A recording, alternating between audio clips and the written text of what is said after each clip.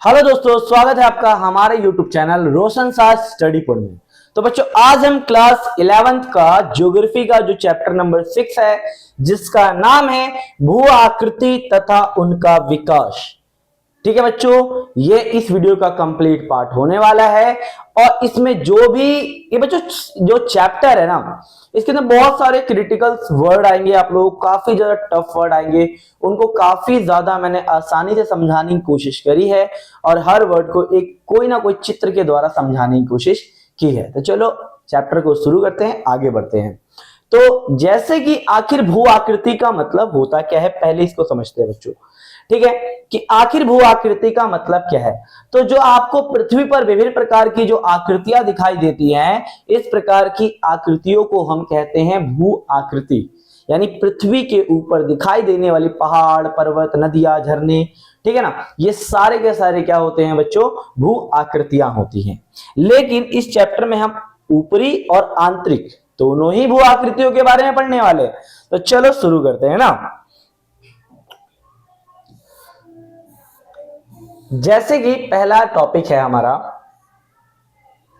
हाँ ठीक है, तो जैसे कि पहला टॉपिक है बच्चों हमारा भू आकृति। तो यानी क्या होता है बच्चों, पृथ्वी के धरातल के निर्माण में क्या होता है बच्चों, अपर्दन का काफी ज्यादा योगदान है। अब बच्चों कहते हैं अपर्दन का मतलब क्या होता है, तो याद रखना बच्चों, अपर्दन का मतलब क्या होता है बच्चों, जैसे कोई पहाड़ है ये, ठीक है ना, तो इसकी जो पहाड़ के जो छोटे छोटे, जैसे आपको यहां दिख रहा होगा, देखो ये पहाड़ है, तो यहां से बहुत छोटे छोटे जो कण होते हैं ना बच्चों, हवा द्वारा, नदियों द्वारा, ठीक है, जब एक स्थान से दूसरे स्थान पर स्थानांतरित हो जाते हैं, तो इसे हम क्या कहते हैं बच्चों, अपर्दन कहते हैं। इसी क्रिया को क्या कहते हैं, अपर्दन। यानी पृथ्वी के धरातल के निर्माण में अपर्दन का काफी ज्यादा योगदान रहा है।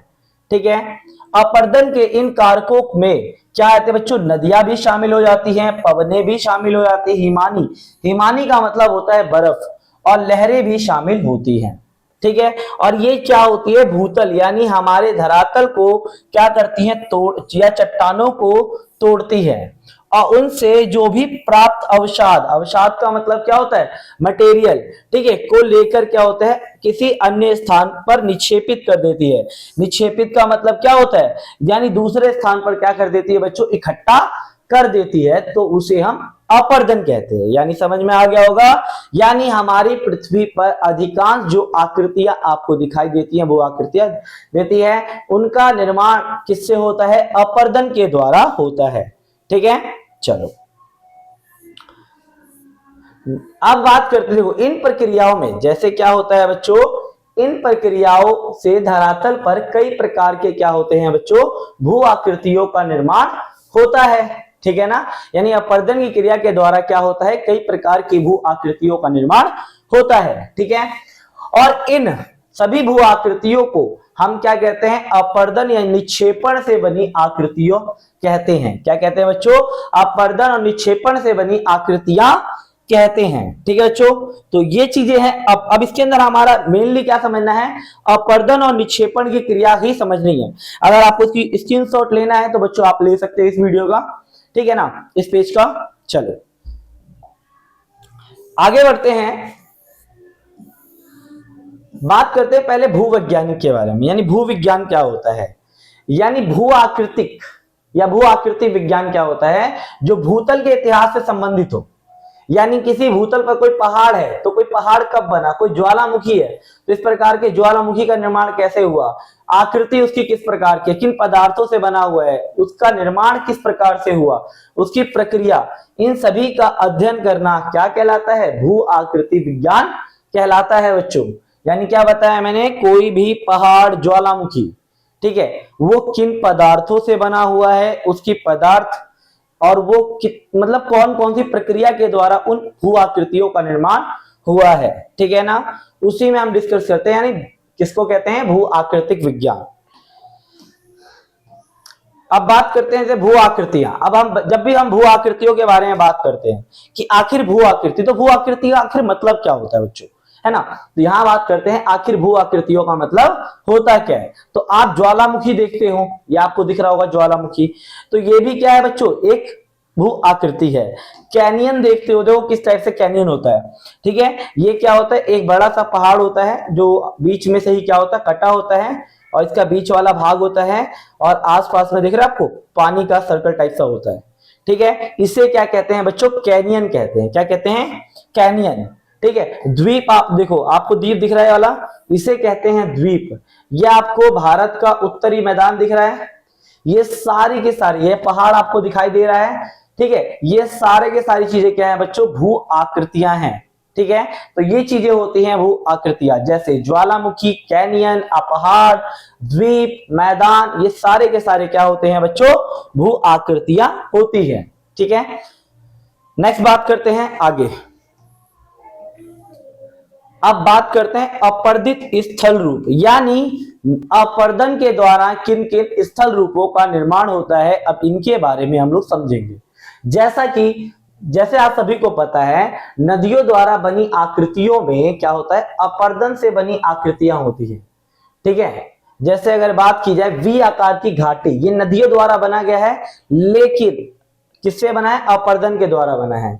ये देखो बच्चों, ये इस प्रकार का क्या होता है, ये गार्ज होता है, ठीक है। कैनियन मैंने आपको ये दिखाई दिया, ये आपको दिख रहा है, जब पहाड़ों से पानी इस टाइप से आता है तो इसे क्या कहते हैं, जलप्रपात कहते हैं। क्या कहते हैं बच्चों, जलप्रपात। तो ये सारे की चीजें हैं नदियों द्वारा बनी, यानी नदियों के अपर्दित या अपर्दन से बने स्थल रूप हैं ये, जैसे वी आकार की घाटी, गार्ज, कैनियन, जलप्रपात, है ना बच्चों। तो आगे हम इन्हीं चीजों के बारे में डिस्कस करने वाले हैं। अब दूसरा हम आता है निक्षेपण, ठीक है। अब निक्षेपण से कौन कौन सी आकृतियां, अपर्दन से समझ में आ गई। निक्षेपण का मतलब क्या होता है, जब अपर्दन की क्रिया होते है तो अपर्दन के दौरान जो अवसाद होते हैं या नदियों द्वारा लाए गए जो भी मटेरियल होता है, वो जिन स्थानों पर नदियां छोड़ देती हैं, वो छोड़ती हैं, तो वहां किस किस प्रकार की आकृतियां बनती है, और जहां ये छोड़ती है ना, उस क्षेत्र को कहते हैं निक्षेपण, जहां जम जाता है, ठीक है। तो निक्षेपण से बनी आकृतियां कौन कौन सी हैं, जैसे नदी वेदिका, ठीक है बच्चों। दूसरा गोखुर झील, आपको दिख रहा होगा इस टाइप से क्या होती है, गोखुर झील होती है, ठीक है। गुफित नदी, ये आपको दिख रहा है, इस टाइप से क्या होते हैं, गुफित नदियां होती है। तो ये निक्षेपण से बनी आकृतियां होती हैं, इन्हीं के बारे में। चलो आगे हम इन्हीं चीजों के बारे में डीप समझेंगे।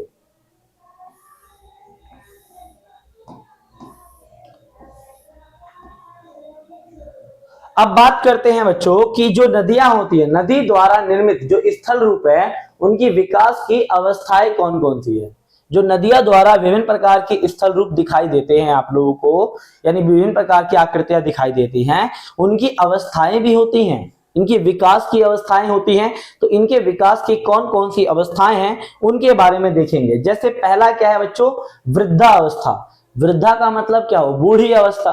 तो वृद्धा अवस्था जैसे डेल्टा जो क्षेत्र होते हैं, ठीक है। अब आप कहोगे डेल्टा किसे कहते हैं ना, डेल्टा आप लोगों के पास मतलब डाउट रहता है, डेल्टा क्या होता है। सपोज करो ये नदी है, ये यहाँ चली गई, यहाँ चली गई, यहाँ चली गई, यहाँ चली गई, लेकिन जो मिट्टी होती है यहाँ जब जम जाती है ना, तो इस प्रकार से क्या होता है, डेल्टाओं का निर्माण होता है। जब यहाँ मिट्टी जमकर फिर यहाँ पेड़ पौधे लग जाते हैं, तो इस प्रकार से डेल्टाओं का निर्माण होता है। जैसे भारत का सबसे बड़ा डेल्टा कौन सा है, सुंदरवन डेल्टा, ठीक है। इसको भाई आगे हम डीप समझेंगे।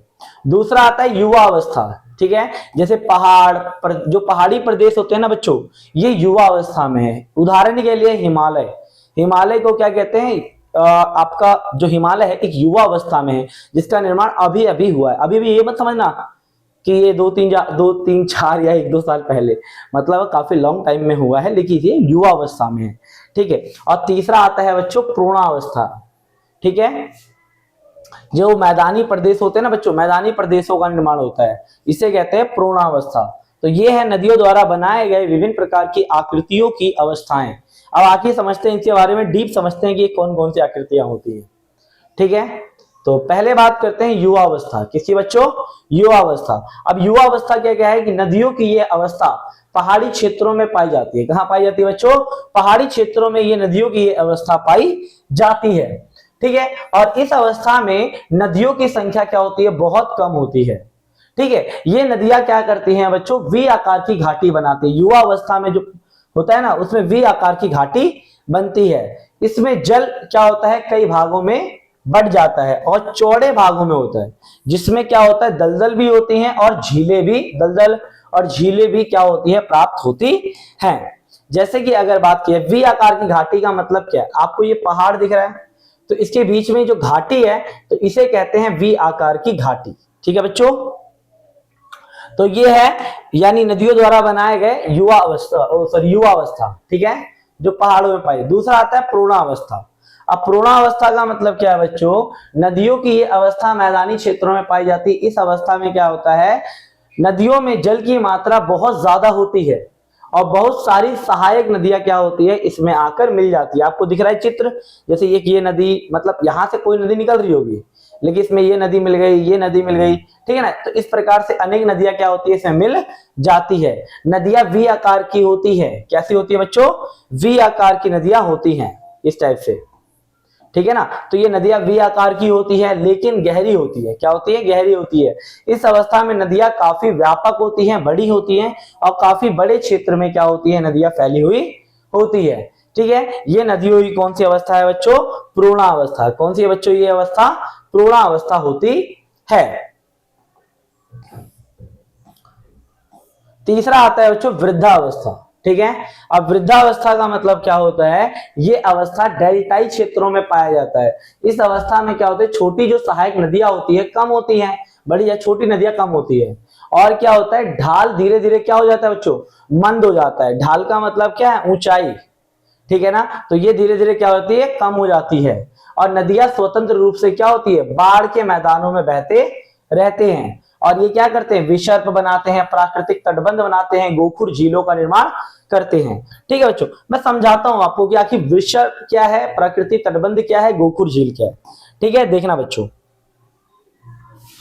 अब होता क्या है कि सपोज करो ये एक नदी यहां से बढ़ रही है, ठीक है ना, और एक नदी यहां से जा रही, मतलब यही नदी है, ठीक है ना। तो ये नदी यहां से जा रही है, ठीक है बच्चों, पानी यहां से क्या हो रहा है, फ्लो कर रहा है, ठीक है। लेकिन और यहां से भी कई बार क्या होता है, ऐसे पानी क्या होता है यहां जम जाता है इस टाइप से गड्ढे, ठीक है। तो ये जो आपको आकृति दिखाई दे रही है इसे कहते हैं नदी विसर्प। क्या कहते हैं बच्चों, नदी विसर्प कहा जाता है, ठीक है। और ये आपको साइड साइड से जो किनारे आपको दिखाई दे रहे हैं इस प्रकार से, तो ये किनारे क्या कहलाते हैं बच्चों, प्राकृतिक तटबंध कहलाते हैं। प्राकृतिक तटबंध कहलाते हैं, ठीक है। और तीसरा, ये जो पानी जमा हुआ है इसे कहते हैं गोखुर झील। क्या कहते हैं बच्चों, गोखुर झील, ठीक है। तो इस प्रकार से क्या होता है, इस प्रकार से मतलब ये क्या होते हैं, जो पूर्णावस्था में है ये नदियां इस प्रकार से बहती हैं और इस प्रकार की आकृतियों का निर्माण करती हैं। आगे बढ़ते हैं बच्चों, ठीक है। अगर आपको लेना हो तो इसकी स्क्रीनशॉट ले सकते हो, ठीक है। नेक्स्ट बात करते हैं, अब तो हमने पढ़ा अपर्दित स्थल रूप। तो अपर्दित स्थल रूप में पहले बात करते हैं घाटियों के बारे में कि आखिर इसे घाटी होती क्या है बच्चों। तो घाटियों का प्रारंभ क्या होता है, छोटी छोटी सरिताओं से होता है। ये सरिताएं क्या होती हैं, धीरे धीरे लंबी और विस्तृत अवनालिका के रूप में विकसित हो जाती हैं और यही अवनालिका धीरे धीरे गहरी हो जाती है और चौड़ी होकर लंबी घाटियों का निर्माण करती है। ये आपको दिख रहा होगा, दिख रहा है आप लोगों को, ये पहाड़ है, ठीक है। ये पहाड़ का जो ये वाला भाग है इसे कहते हैं घाटी, जो आंतरिक वाला भाग दिख रहा है आप लोगों को, ठीक है। ये वाला भाग क्या कहलाता है बच्चों, ये आपको दिख रहा होगा गहरा भाग, ये कहलाता है घाटी, ठीक है। और इसके साथ साथ लंबाई, चौड़ाई और आकृति के आधार पर इन घाटियों को अलग अलग भागों में बांटा गया है। जैसे इसे वी आकार की घाटी भी कहते हैं, ठीक है, इसे गार्ज भी कहते हैं और इसे कैनियन भी कहा जाता है, ठीक है ना। तो घाटियों के प्रकार कितने होते हैं बच्चों, पहला वी आकार की घाटी, दूसरा गार्ज और तीसरा कैनियन, ये होती हैं बच्चों, ठीक है, घाटियों के प्रकार। आप इसका स्क्रीनशॉट ले सकते हो। चलो आगे बात करते हैं। अब बात करते हैं बच्चों गार्ज की कि आखिर गार्ज क्या होता है ना बच्चों, आखिर गार्ज होता क्या है। तो होता क्या है बच्चों, गार्ज एक गहरी सकरी घाटी होती है। क्या होती है, दिख रहा है आप लोगों को, ये वाला भाग दिख रहा है, तो ये होता है गार्ज। और ये क्या होती है, काफी गहरी है, आपको दिख रहा है कितना गहरा है ये, ठीक है, पहाड़ है और ये गहरी होती है, काफी क्या होती है, गहरी। तो क्या होता है, गार्ज गहरी सकरी क्या होती है, जिसके दोनों किनारे क्या होते हैं, तेज ढाल वाले होते हैं, यानी ऊंचे होते हैं। दोनों किनारे क्या होते हैं बच्चों, काफी ऊंचे होते हैं। और गार्ज की चौड़ाई उसके तल और ऊपरी भाग के करीबन एक बराबर होती है। दोनों की ही क्या होता है, बराबर ही होता है गार्ज की जो ऊंचाई होती है। ठीक है, और ये आंतरिक भाग क्या कहलाता है, गार्ज कहलाता है। ठीक है बच्चों, तो ये होता है गार्ज। नेक्स्ट बात करते हैं कैनियन, कि आखिर अब कैनियन किसे कहते हैं। तो कैनियन क्या होता है बच्चों, कैनियन जो होता है ना, कैनियन किनारे पे भी खड़ी ढाल वाले होते हैं और गार्ज ही की तरह दिखाई देते हैं। ये देखो आपको कैनियन क्या हो, गार्ज की तरह ही दिखाई देंगे। ये आपको दिख रहा है, ऊंचाई इसकी आपको दिख रही होगी। ठीक है, तो ये गार्ज की तरह ही दिखाई देते हैं, लेकिन कैनियन का जो ऊपरी भाग होता है तल की तुलना में काफी क्या होता है, चौड़ा होता है। जो कैनियन का ऊपरी भाग क्या होता है, तल की तुलना में क्या होता है, थोड़ा सा। ये देखो, ये वाला भाग है आपको, ये ऊंचा वाला छोटा है और ये वाला भाग क्या है, चौड़ा है। और कैनियन का निर्माण अक्सर अवसादी चट्टानों के क्षैतिज इस तरण में पाए जाने से होता है। ये दिख रहा है, ये अब सोचोगे कि इसके आसपास का पदार्थ कहाँ गया, तो बेटा इसके आसपास के जो पदार्थ है ना, ये हवाओं के द्वारा, नदियों के द्वारा इसका क्या हो चुका है, अपर्दन हो चुका है। ठीक है, इनका अपर्दन हो चुका है इनके कारण। ठीक है, अब अपर्दन के कारण क्या हुआ, इस प्रकार की आकृति क्या हो चुकी है, बन चुकी है, और इसे ही हम कहते हैं कैनियन। क्या कहते हैं बच्चों, कैनियन। बच्चों देखो जितना हो रहा है, देखो मैं हर चीज आप लोगों को डायग्राम वाइज समझा रहा हूं, किस तरीके से किस चीजों का निर्माण होता है। तो एक दो बार और वीडियोस आपको देखिएगा, पूरा का पूरा चैप्टर समझ में आ जाएगा। चलिए आइए आगे बढ़ते हैं।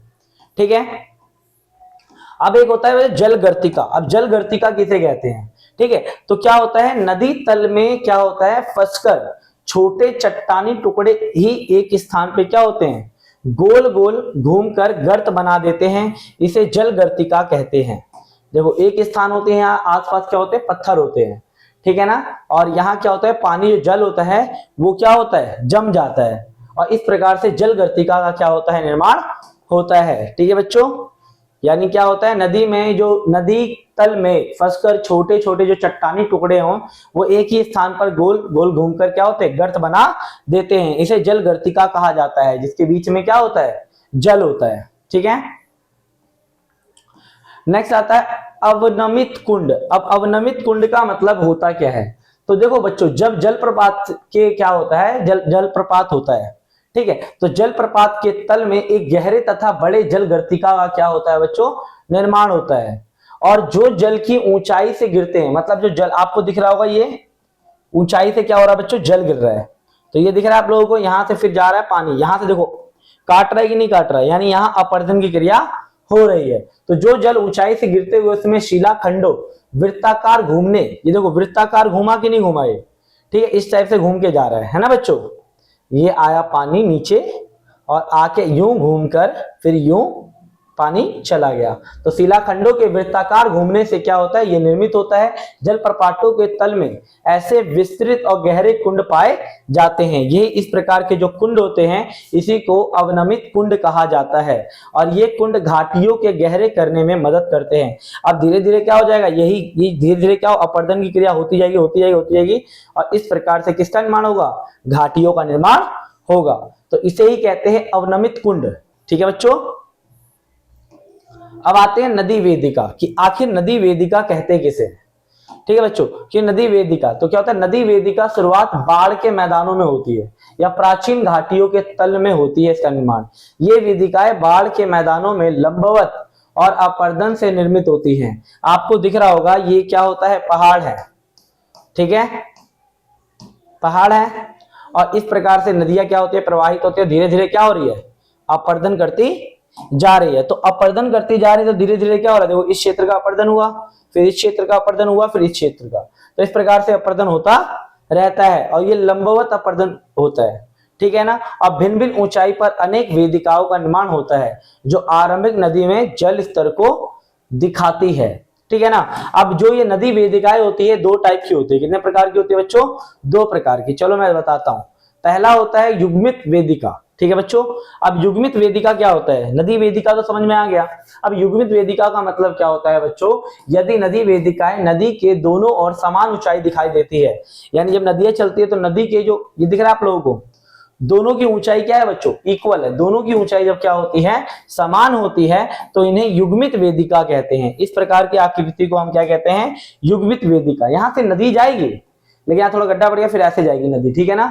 लेकिन यहाँ देखो धीरे धीरे अपर्दन की क्रिया कर रही है, देखो उसकी ऊंचाई क्या हो रही है? घट रही है, लेकिन दोनों की ऊंचाई क्या होगी? सेम रहेगी। तो इसे क्या कहते हैं? युग्मित वेदिका कहा जाता है। नेक्स्ट आता है बच्चों जलप्रपात। अब जलप्रपात का मतलब क्या होता है? ठीक है,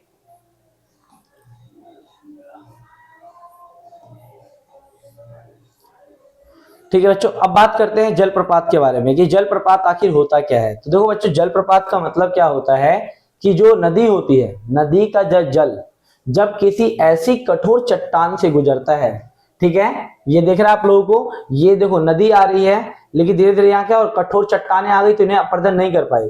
फिर यहां से नीचे आएगी, फिर यहां से नीचे आएगी पानी, फिर यहां से, ठीक है, तो धीरे धीरे क्या होता है? कठोर चट्टाने आ जाती हैं। तो यानी क्या होता है बच्चों? जब नदी का जल किसी ऐसी कठोर चट्टानों से गुजरता है जिसे वह काट नहीं पाती, आगे मुलायम चट्टानों में आ जाती है, जिसे वह आसानी से काट लेती है, और धीरे धीरे नदियों के तल में क्या हो जाता है बच्चों? अंतर देखा जाता है, और उसका तल ऊपर से नीचे की ओर क्या बनाता है? प्रपात बनाता है, और इसी को ही क्या कहते हैं? जल प्रपात के नाम से जाना जाता है। चित्र में आप बहुत आसानी से आप देख सकते हो। इस प्रकार की आकृति होती है जल प्रपातों की, ठीक है। इसका स्क्रीनशॉट आप ले सकते हैं। नेक्स्ट आता है बच्चों क्षिप्रिकाएं। अब क्षिप्रिकाओं का मतलब क्या होता है? ये भी जल प्रपातों से ही बनता है, लेकिन होता क्या? देखो, नदी तल पर जब कठोर और नरम चट्टानें क्या होती है? क्रम से आती रहती हैं, तो नदियां उस सीढ़ी नुमा क्या करती हैं? आकृतियां बनाते हुए बहने लग जाती है। इस प्रक्रिया में छोटे छोटे टुकड़े प्रपात बन जाते हैं, और इन्हें क्षिप्रिकाओं कहते हैं। जैसे देखो बच्चों, ये पानी आ रहा है, ठीक है ना, लेकिन यहाँ चट्टाने दिख रही है, चट्टान दिख रही है आपको, ये चट्टान दिख रही है, ठीक है, या ठीक है बच्चों। जैसे इसके अंदर देखो आपको यहां दिख रहा होगा एक चीज कि देखो, ये पानी आई, इस चट्टान को नहीं काट पाई, फिर ये आ गई चट्टान, फिर ये चट्टान आ गई, फिर ये चट्टान आ गई, फिर ये इस प्रकार से क्या होगा? ये सीढ़ी नुमा आकृति बना लिया। क्या बना लिया बच्चों? सीढ़ी नुमा आकृति बना लिया। तो इसी आकृति को हम क्या कहते हैं बच्चों? क्षिप्रिका कहते हैं। देखो लिखा हुआ है ना कि क्या होता है बच्चों? नदी तल पर जब कठोर और नरम चट्टानें क्रम में आ जाती हैं, और उस नदी पर सीढ़ी नुमा जैसी आकृति बनने लगती है और बहने लगती है। इस प्रकार से छोटे टुकड़े कई प्रपातों में बन जाते हैं। इन्हीं को हम क्या कहते हैं? क्षिप्रिका कहते हैं बच्चों, ठीक है। आगे बात करते हैं नेक्स्ट, निक्षेपित। अब बात करेंगे बच्चों निक्षेपण, यानी नदियों द्वारा या भी आपके मतलब मिट्टी द्वारा इकट्ठा होने के बाद कौन कौन सी आकृतियों का निर्माण होता है। जैसे कि हम पहले बात करेंगे जल्लोड़ पंख के बारे में, कि अब बोलोगे आप जल्लोड़ पंख का मतलब क्या होता है, तो चलो समझते हैं जल्लोड़ पंख का मतलब। तो देखो, जब नदी पर्वतीय क्षेत्रों से नीचे की ओर आती है तो उसका प्रवाह इतना धीमा पड़ जाता है कि वह अपने साथ आए कंकड़, पत्थर और तिकोने आकार के पंखों के रूप में आकर जम जाता है, और यही जल्लोड़ पंख कहलाता है। देखो बच्चों, कोई नदी यहां से आ रही है, ठीक है ना, तो इस नदी का जो प्रवाह है काफी कम हो चुका है। अब प्रवाह कम होने के कारण धीरे धीरे क्या होगा? ये पानी यूं ऐसे घूमता जाएगा। देख रहे हैं आप लोगों को, ये पानी तो है, पहाड़ों से नीचे आया और ये पानी ऐसे ही हो जाएगा। इसमें बहुत सारे कंकड़ होंगे और क्या होंगे? पत्थर होंगे, और ये तिकोने आकार का 1 2 3 ये तिकोने आकार का बना होता है। इसे ही क्या कहते हैं? जल्लोड़ पंख कहते हैं। क्या कहते हैं बच्चों? जल्लोड़ पंख, ठीक है। दूसरी आकृति निक्षेपित से बनती है बच्चों, जिसका नाम है डेल्टा, ठीक है बच्चों। डेल्टा भी निक्षेपण से ही बनी एक आकृति है। जैसे क्या होता है, नदियां समुद्र में गिरते समय क्या करती हैं? अत्यधिक अवसाद। जब नदियां किसी समुद्र में जाती है ना, तो अपने साथ बहुत सारे कंकड़, पत्थर, पदार्थ, जो चीजें मिलती हैं बड़ी मात्रा में क्या करती है? ये ले आती हैं, और मंद ढाल के कारण क्या होता है? बहुत से मंद गति में बहती हैं और अवसाद को त्रिभुजाकार आकृति में जमाकर जमा देती हैं, जिसे क्या कहते हैं, डेल्टा कहते हैं। देखो बच्चों, अब ये ज्यादा समुद्री इलाके में होता है, ठीक है बच्चों, कहाँ होता है, समुद्री इलाके में। अब जैसे क्या होता है, सपोज करो ये नदी है, ठीक है, तो ये नदी यहाँ चली गई क्योंकि हो सकता है यहाँ मिट्टी आ गई हो, ठीक है, फिर यहाँ से चली गई, यहाँ मिट्टी आ गई हो, ठीक है, तो इस तरीके से मतलब यहाँ कोई चट्टान या इस टाइप से आई हो, और फिर ये नदी यहाँ बट गई हो, फिर यहाँ बट गई हो, है ना बच्चों। तो इस प्रकार से ये वाला भाग क्या कहलाता है, जो दिख रहा है आपको, ये वाला बीच वाला भाग जहां मिट्टी जम जाता है ना, जो अवसाद उसका जम जाता है, तो इस जमे हुए अवसाद को हम कहते हैं डेल्टा। क्या कहते हैं बच्चों, इस जमे हुए स्थान को हम कहते हैं डेल्टा। और सबसे बड़ा डेल्टा कौन सा है बच्चों, सुंदरवन डेल्टा, याद रखना, सुंदरवन डेल्टा सबसे बड़ा डेल्टा है भारत में, ठीक है, तो इस चीज को याद रखिएगा।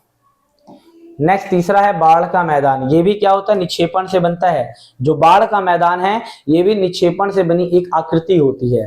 अब देखो होता क्या है, जिस प्रकार अपर्दन से घाटियां बनती है उसी प्रकार निक्षेपण से क्या होता है, बाढ़ के मैदान बनते हैं। ये दिख रहा है आप लोगों को, देखो कितनी बाढ़ आ चुकी है ना।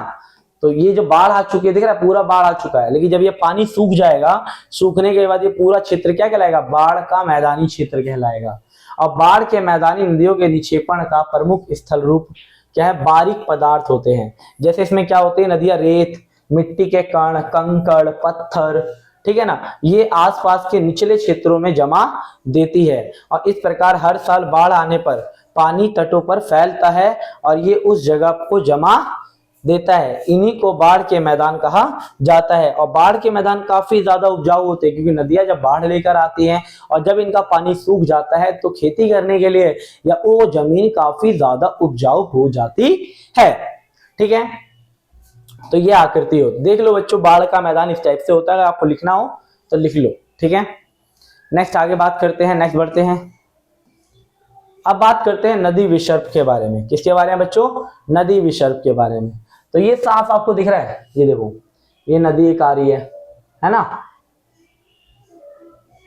तो ये देखो बच्चों, ये आपको देखो, मैंने आपको बताया ना, ये वाला भाग जहां पानी जम जाता है इसे कहते हैं गोखुर झील। क्या कहते हैं, गोखुर। और ये नदी इस टाइप से आ रही है तो इसे कहते हैं विसर्प। क्या कहते हैं बच्चों, विसर्प कहा जाता है। और ये आसपास दिख रहा है, ये वाला भाग आपको दिख रहा होगा, ये चॉकलेटी टाइप का, इसे कहते हैं तटबंध। क्या कहते हैं, तटबंध। देखो बच्चों, होता क्या है, नदी मार्ग में एस आकार का घुमाव को नदी विसर्प कहा जाता है। जब नदी क्या होती है, मंद गति से यानी धीमी गति से मैदानी भागों में आती है तो ये अत्यधिक बोझ के कारण क्या होती है, इस प्रकार का मोड़ लेकर आ जाती है। यानी इन पे बहुत ज्यादा अवसाद होने के कारण इस प्रकार का मोड़ वो बना देती है। और नदी के बाहरी किनारों पर क्या होता है, अपर्दन, तथा भीतरी किनारों पर क्या होता है बच्चों, निक्षेपण का घुमाव होता है, ठीक है ना। जो बाद में यानी कालांतर में क्या मतलब क्या है, बाद में अलग हो जाता है, जिसे गोखुर झील भी कहते हैं। दिख रहा होगा आपको, नदी ऐसा आकार चल रही है लेकिन बीच बीच में क्या बनाती जा रही है, गोखुर झीलें बनाती जा रही हैं। तो इस प्रकार से गोखुर झीलों का निर्माण होता है। आगे बढ़ते हैं, अब बात करते हैं गुम्फित नदी। अब गुम्फित नदी का मतलब होता क्या है, तो समझना बच्चों, नदी की निचली घाटी में बहाव की गति जब धीमी पड़ जाती है और नदी अपने द्वारा लाए गए अवसादों को उसी जगह पर जमा देते हैं तो इससे नदी कई शाखाओं में बढ़ जाती है। और इन शाखाओं में बालू की बनी हुई दीवार से एक दूसरे से अलग हो जाती है। और शाखाओं में बटी ऐसी नदियों को हम गुम्फित नदी कहते हैं। जैसे देखो, ये बच्चों नदी आ रही है, लेकिन ये नदी अपने साथ बहुत सारा अवसाद लेकर आई, बहुत सारी मिट्टी लेकर आई, रेत लेकर आई। अब ये इसको यहीं क्या कर दिया, इसने छोड़ दिया, यहीं क्या हो गया, छोड़ दिया।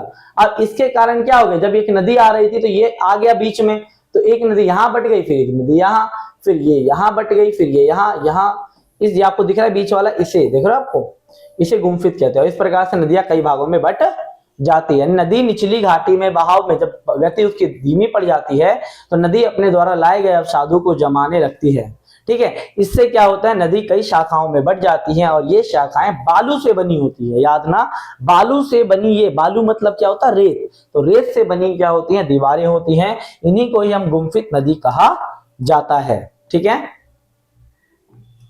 बात करते हैं भौम जल के बारे में। आखिर भौम जल का मतलब क्या है? तो देखो बच्चों, पृथ्वी के आंतरिक वाला जल, ये आपको दिख रहा है पानी वाला, तो पृथ्वी के आंतरिक भाग का जल जो क्या होता है, भौम जल कहलाता है। जल धरातल के नीचे चट्टानों की संधियों, छिद्रों यानी छेदों से क्या होता है, क्षैतिज अवस्था में बहता रहता है। क्षैतिज मतलब क्या होता है, इस टाइप से दिख रहा है आप लोगों को, क्षैतिज, इस टाइप से क्षैतिज रूप से क्या होता है, बहता रहता है, ठीक है ना। और क्या होता है, चट्टानों का धीरे धीरे क्या होता है, अपरदन होने लग जाता है। अब यहाँ चट्टानें भी होंगी तो इनसे बहुत सारी जो मिट्टी होगी वो, या यहाँ से जो मिट्टी होगी वो नदियों में चली जाएगी। चूना युक्त जो चट्टानें होती हैं बच्चों, आर्द्र क्षेत्रों में जहां वर्षा अधिक होती है, रासायनिक क्रियाओं के कारण क्या होता है, स्थल रूपों का निर्माण होता है, ठीक है। आर्द्र जो क्षेत्र होते हैं ना बच्चों, जहां अधिक वर्षा होती है, तो रासायनिक क्रिया के द्वारा क्या होता है, चट्टानें टूटने फूटने लग जाती हैं, जिससे अलग अलग प्रकार की आकृतियों का निर्माण होता है, ठीक है ना। ये है भौम जल के बारे में, किसके बच्चों, भौम जल के बारे में, ठीक है। अब बात करते हैं भूमिगत जल या भौम जल द्वारा निर्मित अपर्दित स्थल रूपों के बारे में, ठीक है। पहला आता है बच्चों घोल रंध्र, ठीक है। अब घोल रंध्र का मतलब क्या होता है बच्चों, ये क्या होता है, कीप के आकार के गर्त होते हैं। गर्त मतलब गड्ढा होता है, कीप के आकार का गड्ढा होता है। ये आपको दिख रहा है, ये गड्ढा दिख रहा होगा। कीप कैसा होता है, इस टाइप से कीप का आकार होता है ना बच्चों, तो इसी प्रकार से क्या होता है, ये होता है कीप के आकार का गर्त होता है, जो ऊपर से क्या होता है, वृत्ताकार होता है। ऊपर से क्या होता है बच्चों, वृत्ताकार, और इनकी गहराई आधा मीटर से 30 मीटर या उससे अधिक होती है, जिसे हम क्या कहते हैं, घोल रंध्र कहते हैं। दिख रहा है आप लोगों को, ये दिख रहा है, ये वाला आयताकार होता होगा, ठीक है, वृत्ताकार होता है, और धीरे धीरे कीप के आकार की होती है। कीप मतलब ऐसा दिखता है, और धीरे धीरे क्या होता है, इसकी जो चौड़ाई होती है उसमें अंतर देखा जाता है, और ये 30 मीटर से लेकर या उससे अधिक भी हो सकते हैं, 30 मीटर 35-40 मीटर तक हो सकती हैं, ठीक है। अब एक होता है बच्चों विलय रंध्र, ठीक है। आपने घोल रंध्र तो समझ लिया, दूसरा होता है विलय रंध्र। अब विलय रंध्र का मतलब क्या होता है, ये कुछ गहराई पर घोल रंध्र के निचले भाग से जुड़े होते हैं, घोल रंध्र की तरह होते हैं, जो चूना पत्थर चट्टानों के तल पर सुंगन क्रिया करके इनका निर्माण होता है। देखो ये कोई चट्टान है, ठीक है, लेकिन इसकी जो दिख रहा है नीचे से, नीचे वाला जैसे क्या होता है, इसकी चट्टानें घुलने लग जाती हैं, ठीक है। तो इस प्रकार से क्या होता है, विलय रंध्र का निर्माण होता है। और तीसरा जो आता है आपका लैपीज। अब लैपीज का मतलब क्या होता है, देख रहे हो बच्चों, यानी क्या होता है, धीरे धीरे ये चूना युक्त चट्टानें होती हैं, अधिकतर भाग में क्या होता है, खाइयों में बदल जाता है। धीरे धीरे क्या होता है, चूना युक्त चट्टानें धीरे धीरे खाइयों में बदल जाती है। खाई मतलब दलदल में बदल जाता है, कि चूना लिक्विड फॉर्म में धीरे धीरे बनने लग जाता है। और पूरे क्षेत्र में अत्यधिक अनियमित पतले पतले नुकीले से क्या होते हैं, कटक जम जाते हैं। दिख रहा है आप लोगों को, ये कटक क्या होता है, धीरे धीरे जम जाता है, जिन्हें क्या कहते हैं, लैपीज कहते हैं। इनका निर्माण चट्टानों की संधियों में घुले हुए, मतलब घुलने के कारण क्या होता है, इस प्रकार की आकृतियों का निर्माण होता है। और हमारा जो लास्ट टॉपिक है, जैसे बात करेंगे, पहला बात करते हैं इसके अंदर भूमिगत जल या भौम जल द्वारा निर्मित यानी क्षेपित स्थल, ठीक है बच्चों। देखो ये आपको दिख रहा होगा, ये हमारे क्या होता है, पृथ्वी के आंतरिक भाग में होता है। कहां होता है बच्चों, पृथ्वी के आंतरिक भाग में इस प्रकार की आकृति दिखाई देती है, आपको दिख रहा होगा ये आकृति, ठीक है। अब इसको समझना होता क्या है, ये चूना युक्त प्रदेशों में निक्षेपण प्रक्रिया से बनी हुई स्थलाकृति होती है। स्टैलेक्टाइट से बता रहा हूं मैं, ये चूना युक्त प्रदेशों में पाया, यहाँ चूना पाया जाता है, ठीक है ना। और इनकी कंदराओं की जो छत होती है उसमें चूना मिलता है, मतलब जो कंदराओं का मतलब ये वाला भाग हो गया, लेकिन जो उसके ऊपर वाला जो क्षेत्र दिख रहा है आपको, इस वाले भाग में क्या होता है, चूना मिलता है। क्या होता है, और इसका पानी क्या होता है, भाप बनकर, जब ये धीरे धीरे, जैसे यहाँ से बारिश हो रही है, ठीक है बच्चों, ये पानी यहाँ से यहाँ जाएगा तो धीरे धीरे पानी क्या होगा, चूने में मिल जाएगा, और धीरे धीरे पानी क्या होगा, नीचे की ओर गिरेगा, नीचे की ओर गिरेगा। तो बच्चों देखो पानी तो नीचे गिर गया, लेकिन इसके अंदर जो चूना है वो यहीं क्या होगा, लटका रहेगा।